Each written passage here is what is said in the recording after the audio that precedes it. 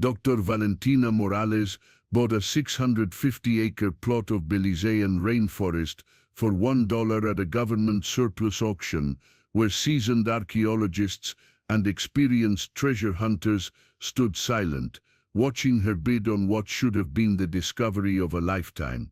But nobody else raised their hand. The geological surveys showed clear signs of ancient structures beneath the jungle canopy, stone formations that satellite imaging suggested could be a previously undiscovered Mayan metropolis. The minimum bid was $1, just $1 for land that could contain artifacts worth tens of millions. Valentina looked around the small crowd of academics and adventurers gathered in the humid conference room of the Belize City Department of Archaeology, expecting someone, anyone, to challenge her bid. The auctioneer's gavel hesitated in the air, waiting. The plot was located in the remote Caracol-Xunantunich corridor, an area that had yielded some of Central America's most significant archaeological discoveries over the past decade. The access roads were decent, the legal paperwork was transparent, and the government was practically giving it away to encourage international scientific research and cultural preservation. The silence stretched longer than it should have for a room full of competitive researchers. Going once, the auctioneer called, his voice lacking the enthusiasm that usually accompanied such potentially lucrative government auctions. His eyes swept across the room of experts who should have been engaged in fierce bidding wars over this extraordinary opportunity. Valentina noticed something profoundly unsettling. The other potential bidders, accomplished archaeologists, wealthy antiquities collectors, and adventure-seeking investors, weren't displaying the typical signs of disappointment or frustration at missing out on what appeared to be an incredible bargain. Instead, they were looking at her with expressions she had encountered only in the most somber circumstances of her career. Their faces reflected a mixture of genuine pity and something that resembled barely concealed terror, as if she had just volunteered to walk into an active volcano instead of making what should have been the purchase of several lifetimes. Dr. Carmen Delgado Santos, one of the most respected Mesoamerican specialists from the prestigious Instituto Nacional de Antropología, had positioned herself near the front of the room. Carmen was known throughout the academic community for her aggressive bidding at archaeological auctions. She had once engaged in a 3-hour bidding war over a single obsidian ceremonial knife. But today she sat motionless, her weathered hands clutched so tightly around her leather portfolio that her knuckles had turned white. Going twice, the auctioneer announced with visible reluctance, scanning the room one final time, as if desperately hoping someone would intervene and save this enthusiastic young woman from whatever fate awaited her. That's when Carmen rose from her seat and approached Valentina with deliberate, measured steps. Her sun-weathered face, marked by decades of fieldwork in the most challenging environments across Central America, bore an expression of urgent concern that immediately commanded attention.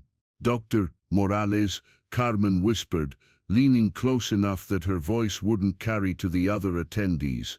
"You don't want that particular plot. Trust me on this, I've been working in these regions for 37 years, and some discoveries are better left undisturbed." Before Valentina could formulate a response or ask for clarification, the gavel came down with a sharp, definitive crack that seemed to reverberate through the small conference room with unusual intensity and finality. "Sold to Dr. Valentina Morales of Universidad de Costa Rica for $1 United States dollar. The crowd began dispersing with remarkable speed, far more rapidly than was typical for academic gatherings, which usually involved lengthy post-auction discussions, networking opportunities, and detailed examinations of successful purchases. Instead, the assembled experts seemed unable to distance themselves from the situation quickly enough, gathering their materials and heading toward the exits with an urgency that bordered on panic. But as Valentina approached the ministry official stationed behind the auction table to complete the necessary paperwork for her unprecedented purchase, she found herself inadvertently eavesdropping on fragments of hushed, worried conversations that drifted through the air around her. Someone should have warned her more explicitly. Nobody's conducted any legitimate survey work in that specific area for almost 20 years. What exactly happened to the last international research team that attempted to explore that region? The Henderson expedition just disappeared, completely, without any trace or explanation. The local communities won't even discuss that area anymore. They cross themselves and change the subject whenever it's mentioned. Dr. Sebastian Herrera, the government official responsible for processing the sale documentation, handed Valentina the deed with noticeably trembling hands while making a concentrated effort to avoid any direct eye contact. His behavior struck her as extraordinarily unusual. Sebastian had reputation throughout the archaeological community as a confident, almost arrogantly self-assured administrator who took obvious pride in facilitating major discoveries and research projects. When Valentina attempted to inquire about the plot's research history, asking basic questions about previous surveys, documented findings, or any existing academic literature related to the area, Sebastian simply shook his head with visible discomfort and walked away without offering a single word of explanation. This left Valentina standing alone in the increasingly empty conference room, clutching her newly acquired deed and feeling increasingly isolated. That's when she noticed the most psychologically disturbing detail of the entire strange experience. Every single person who had attended the auction, approximately 35 academics, collectors and officials, was now positioned at various points around the room's perimeter, but none of them were making any moves toward the exits to leave the building. They were waiting, clearly and deliberately waiting, as if anticipating some specific event or outcome.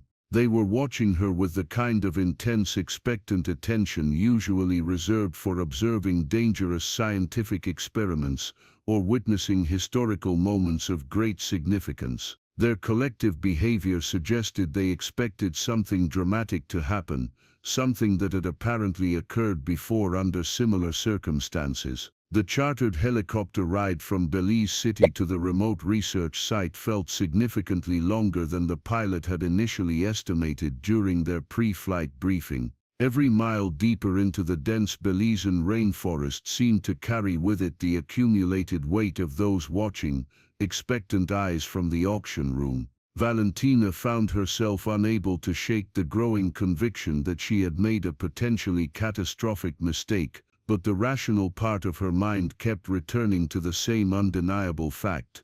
$1 for 650 acres of potentially virgin archaeological territory, in one of Central America's most promising regions, was still an extraordinary opportunity, regardless of the mysterious circumstances surrounding its availability. Captain Miguel Fuentes, the experienced bush pilot she had hired for the transport, seemed unusually subdued during the flight. Miguel had been flying researchers and supplies to remote archaeological sites throughout Belize and Guatemala for over 15 years, and his reputation for cheerful professionalism and extensive local knowledge made him the preferred choice for most academic expeditions. But today he maintained an uncharacteristic silence, responding to Valentina's questions about the region with terse, monosyllabic answers that did nothing to ease her growing sense of unease. "You ever flown anyone to this specific area before?"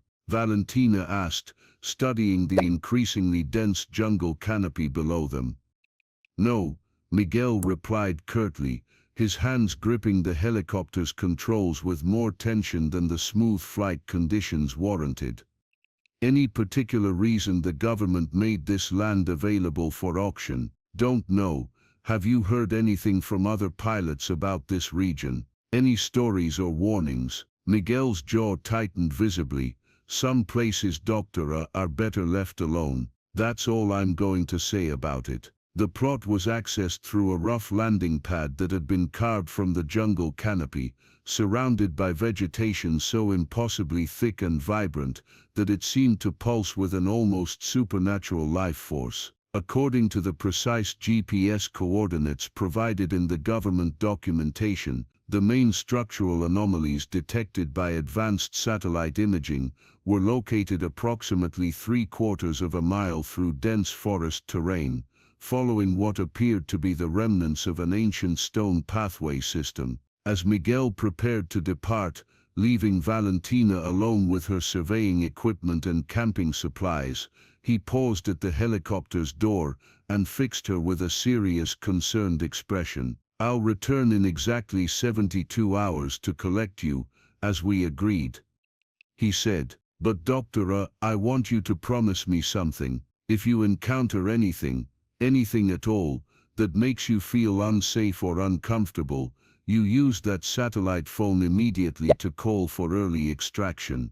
Don't try to be a hero. Don't try to push through whatever resistance you might encounter. Some discoveries aren't worth the cost." Before Valentina could ask him to elaborate on this cryptic warning, Miguel had secured the helicopter door and lifted off, leaving her standing alone in the clearing with the sound of rotor blades fading into the distance. Valentina shouldered her comprehensive survey equipment: ground-penetrating radar, high-resolution cameras, soil analysis tools, and archaeological documentation supplies, and began her trek toward the coordinates indicated on the government survey maps. The pathway she followed was unmistakably pre-Columbian construction, featuring carefully fitted limestone blocks that had been worn smooth by centuries of foot traffic, yet remained remarkably well preserved beneath the protective canopy of the rainforest. The engineering of the ancient roadway was immediately impressive to her trained eye. The stones had been cut and placed with the precision that characterized the most sophisticated Mayan construction projects, and the pathway incorporated sophisticated drainage systems that had allowed it to survive nearly a millennium of tropical weather conditions without significant deterioration. As she walked, Valentina documented the construction techniques with her camera, noting details that would be valuable for academic publication regardless of what she discovered at the pathway's destination. After approximately 45 minutes of steady hiking through increasingly dense vegetation, she began to notice carved stone markers positioned at regular intervals along the route. These markers, partially obscured by moss and vine growth, featured hieroglyphic inscriptions that appeared to be significantly more elaborate and detailed than typical Mayan waypoint indicators. The writing style suggested classic period origin, but with unusual symbolic elements that didn't match any regional variations she had encountered in her previous research. As she photographed and sketched the hieroglyphs, Valentina became aware of an unusual acoustic phenomenon. The typical sounds of rainforest wildlife, bird calls, insect buzzing, the movement of small animals through the underbrush, seemed to be gradually diminishing as she progressed along the pathway. By the time she reached the 40-minute mark of her hike, the forest had become almost supernaturally quiet, creating an atmosphere that felt more like entering a vast cathedral than walking through one of the world's most biodiverse ecosystems. When Valentina finally emerged from the dense forest corridor into a massive circular clearing,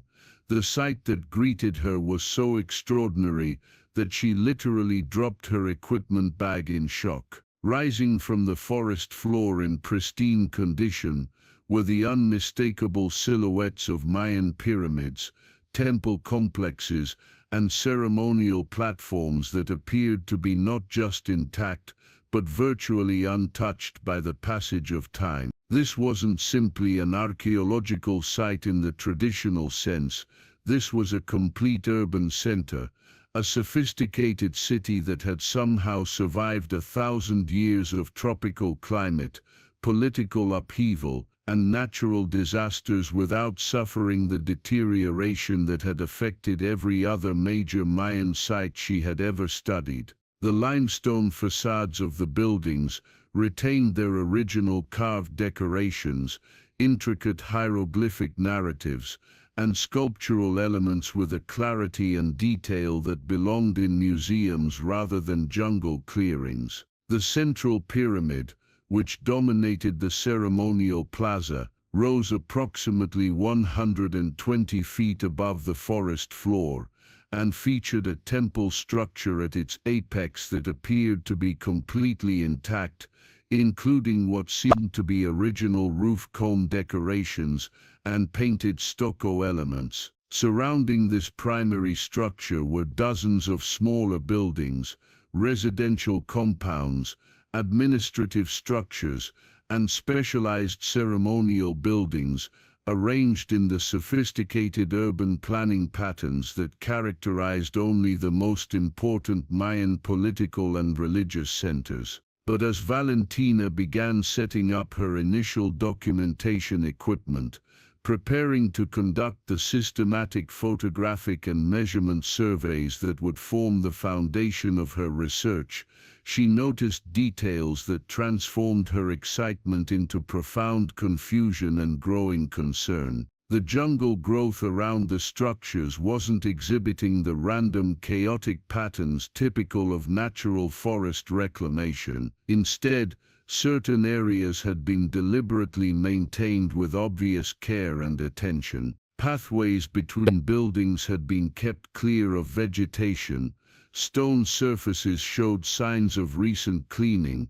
and decorative elements had been carefully preserved and maintained by someone with extensive knowledge of proper archaeological conservation techniques. More disturbing and inexplicable was what Valentina discovered when she approached the base of the central pyramid to begin her detailed structural documentation. Arranged on the carefully maintained stone steps leading to the temple entrance was a collection of fresh offerings, elaborate flower arrangements featuring species that bloomed only during specific seasons, burning copal incense that was still producing aromatic smoke, and ceremonial objects including jade ornaments, obsidian blades, and intricately woven textiles that appeared to have been placed within the past 24 to 48 hours. These weren't tourist offerings, or the kind of simple tributes sometimes left by local communities at archaeological sites. These were sophisticated religious offerings that demonstrated detailed knowledge of ancient Mayan ceremonial practices, including specific arrangements and combinations of materials that corresponded to classical period rituals, documented only in specialized academic literature. The site wasn't lost, abandoned or forgotten at all. Someone, or more accurately, some group of people, knew exactly where this city was located and had been visiting it regularly to conduct active religious observances and maintenance activities. The implications of this discovery were staggering from both archaeological and anthropological perspectives. As Valentina photographed the offerings and began documenting the hieroglyphic inscriptions covering the temple walls, she started to piece together fragments of the written narrative that covered the building's facade. The text seemed to describe this location as a sacred city that had been deliberately concealed from the outside world to protect sacred knowledge and maintain the continuity of ancient religious practices. References to guardians appeared repeatedly in the inscriptions, along with warnings about the consequences of unauthorized intrusion into sacred spaces. The more she translated, the more she realized that this city hadn't been abandoned during the classical period collapse that had affected other Mayan centers. Instead, It had been intentionally isolated and protected by a continuous community of caretakers who had maintained both the physical structures and the spiritual traditions associated with the site for nearly 1,000 years. As Valentina worked to document the incredible hieroglyphic narratives covering the temple walls,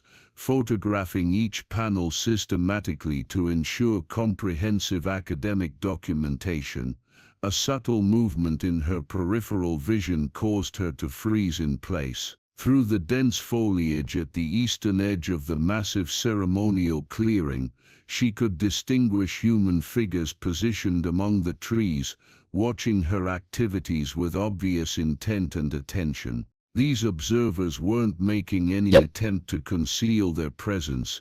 They were simply maintaining their positions at the forest edge, studying her behavior as if her arrival and actions had been anticipated and were being evaluated according to specific criteria. The realization that she was being watched sent a chill of apprehension through her body, but she forced herself to continue working while trying to gather more information about her observers without appearing to notice their presence. When she finally allowed herself to look directly toward the tree line where the figures were positioned, they didn't retreat or attempt to hide. Instead, they remained visible long enough for her to register details that made her breath catch in her throat with surprise and growing alarm. The watchers were dressed in elaborate traditional Mayan ceremonial garments, not the simplified modern versions worn by indigenous communities for tourist demonstrations or cultural festivals,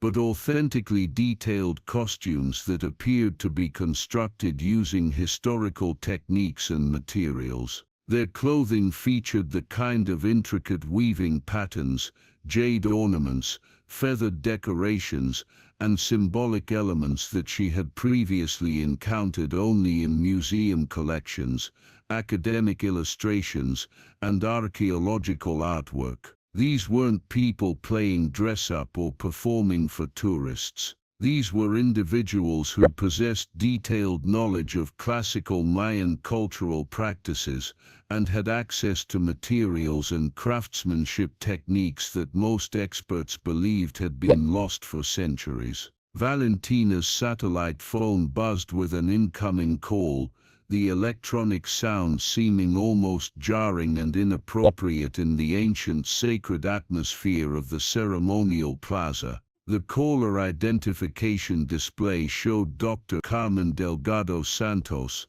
the respected archaeologist who had attempted to warn her at the auction.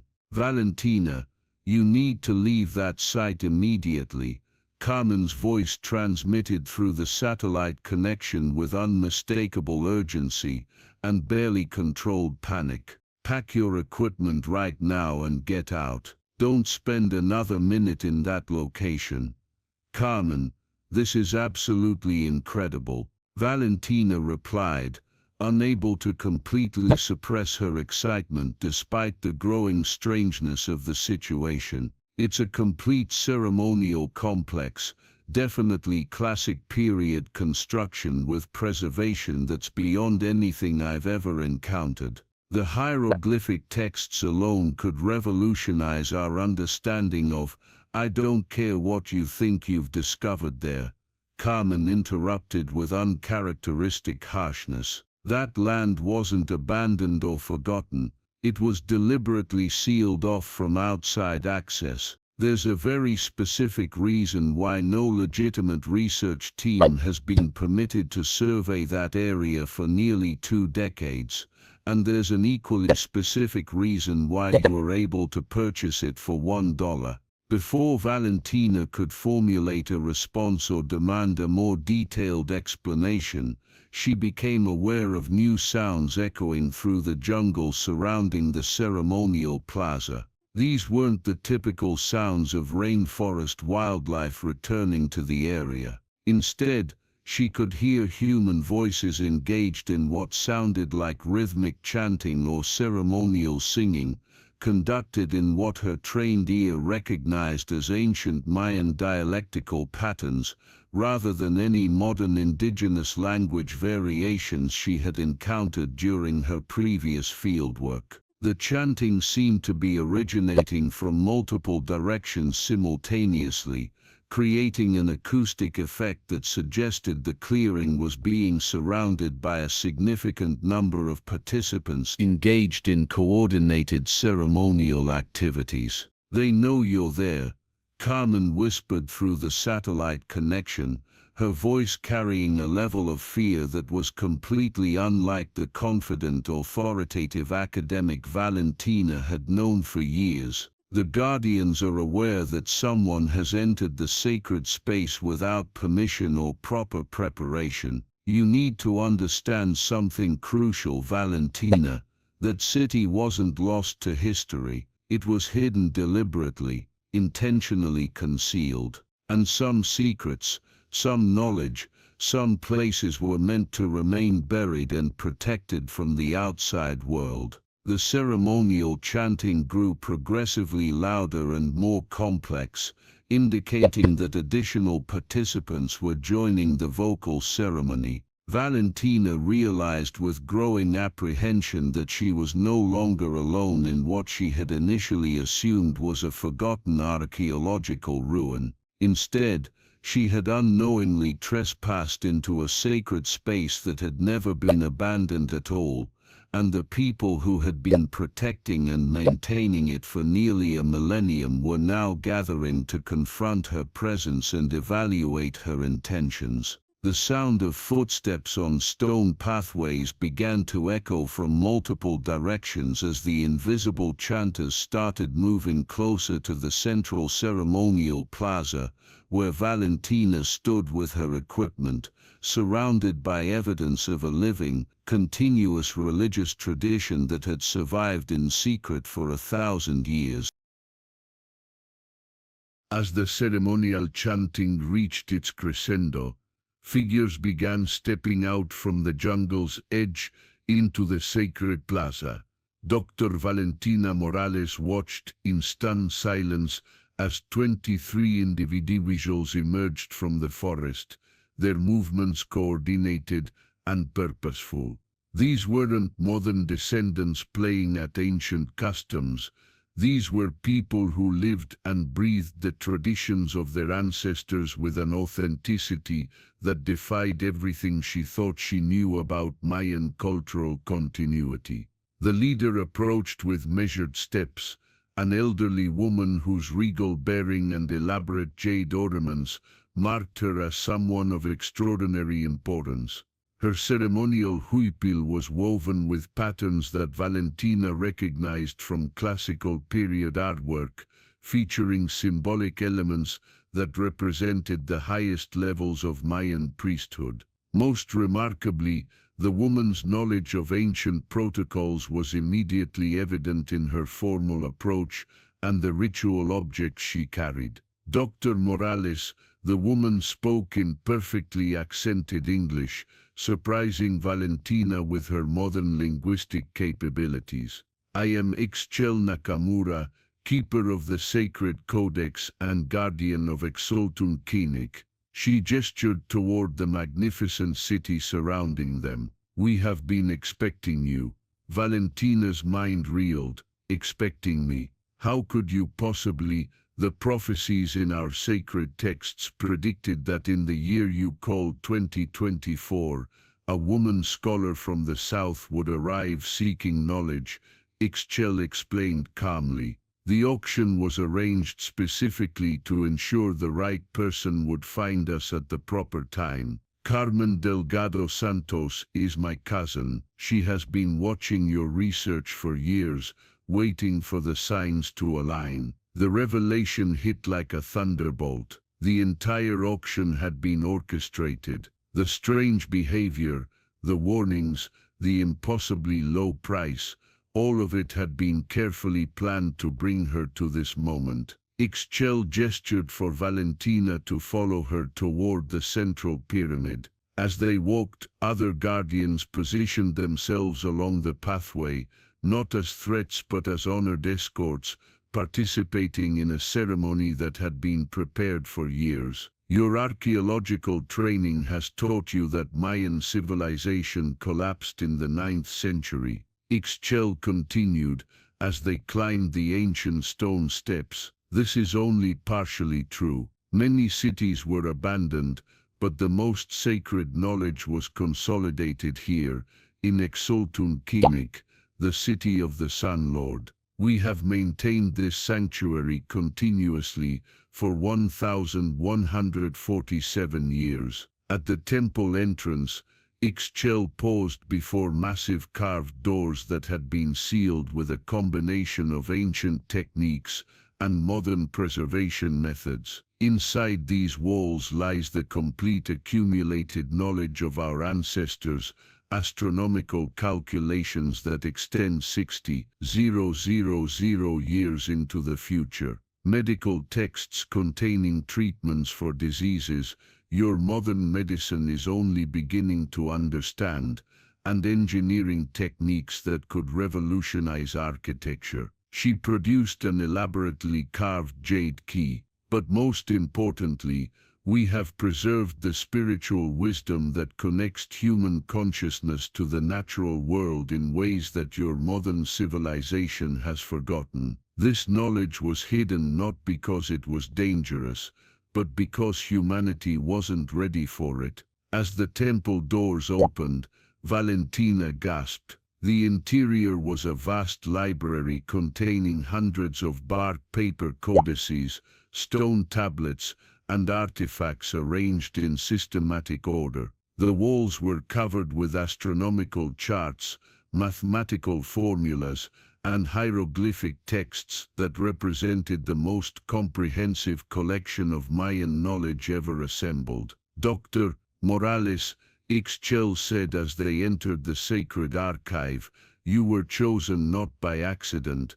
but because your research on sustainable agricultural techniques shows you understand the connection between ancient wisdom and modern problems. Your doctoral thesis on pre-Columbian water management systems demonstrated the respect for indigenous knowledge that we have been seeking." Valentina moved through the incredible collection with reverence, understanding that she was witnessing humanity's most precious intellectual heritage preserved in perfect condition. But why reveal this now? Why after so many centuries of secrecy? Because the world is approaching a crisis that our ancestors predicted, Ixchel replied gravely. Climate change, environmental destruction, the loss of connection between human communities and natural systems, these challenges require the integration of ancient wisdom with modern capability. We have protected this knowledge until humanity was ready to use it responsibly.